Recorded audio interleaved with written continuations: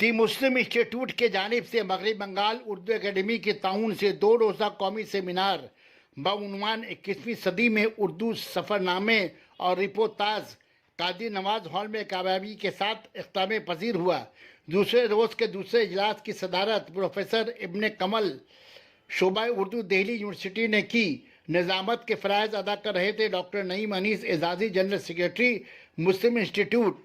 मुकाला निगारों में प्रोफेसर मोहम्मद कासिम शोबा Urdu Delhi university, doctor Rehan Hasan, doctor Imtiaz Ahmad, मोहतरमा साजिया तमकीन, डॉक्टर वहीदुल हक, जनाब अरशद अली ने अपना मुकाला पढ़ा। जनाब शम्स उल सालिहीन एजाजी एजुकेशन सेक्रेटरी मुस्लिम इंस्टीट्यूट ने हदिया तशक्कुर। सना मेडिकल हॉल,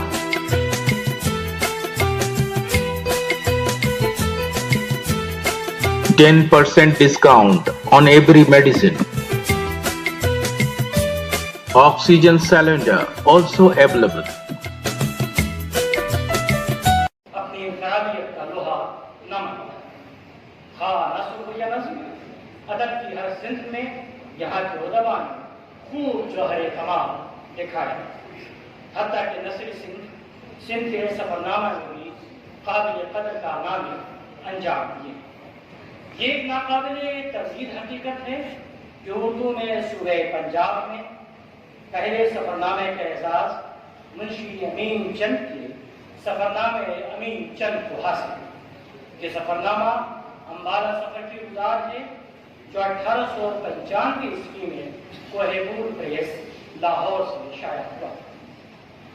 इस पस मंजर में ये कहा जा सकता है कि पंजाब में सफरनामे की रिवायत 19वीं सदी से ही शुरू हो जाती है।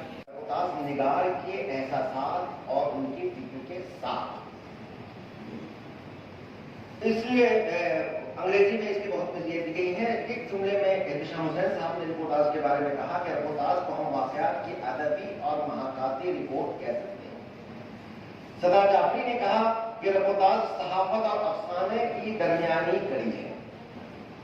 और मोहम्मद अस्करी साहब ने कहा कि रिपोर्टाज नाम ही इसलिए इख्तिरा किया गया था कि बाज़ तहरीरों को सहाफत और अदब दोनों से अलग किया जा सके। कि मैं तशरीफ लाया और फलां साहब हाजिर हुए,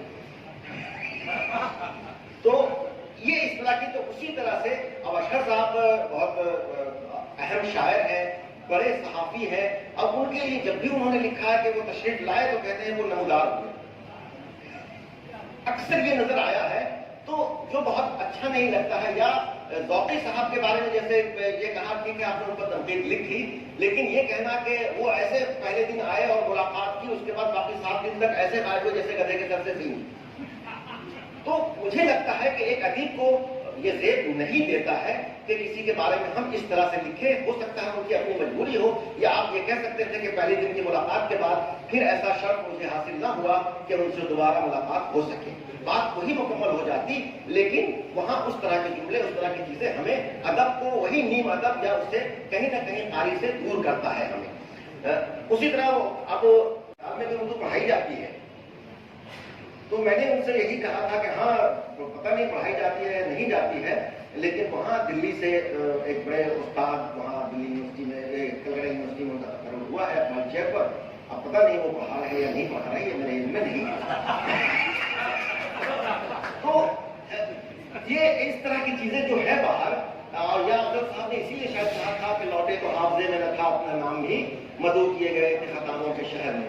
तो खताबों के शहर के लोग जिस तरह से हमें देखते हैं, लेकिन वहाँ के फिर वो कमर रईस साहब, मदन इमाम साहब या जैसी शख्सियात जो थी, वो यहाँ के अदब के बारे में कितना इल्म रखते थे, इसका अंदाजा भी हमें इस रिपोर्टाज से होता है कि वाकई ये अदीब थे, ये शायर थे। और ये हमारे यहाँ इमरजेंसी के ज़माने का जो अदब है, हमारे यहाँ तक़सीम मुल्क के ज़माने का जो अदब है, हमारे यहाँ जो कि आज़ादी के ज़माने का जो अदब है, या हमारे पड़ोसी ममालिक में जब जब इमरजेंसी नाफिज हुई, जब इस्तिलाह पढ़ा, उस वक्त अदब किस सूरत हाल में पहुँचा और किस तरह तकलीफ हुआ, ये हमारे सामने मौजूद है।